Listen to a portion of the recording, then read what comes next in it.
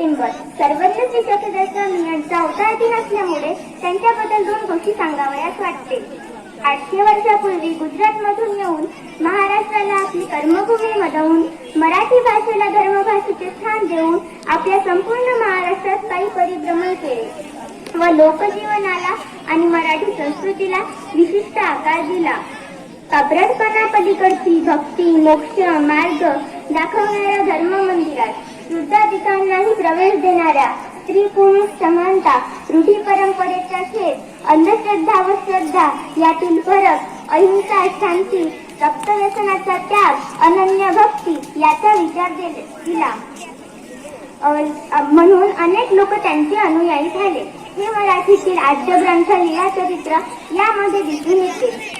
मला सांगताना आनंद होतो आहे की मानवी मुलांचे नवसंजीवनी देणारे सर्वज्ञ श्री चक्रधर स्वामींचे तत्वज्ञान त्यांच्या कार्याची ओळख समाजाला व्हावी.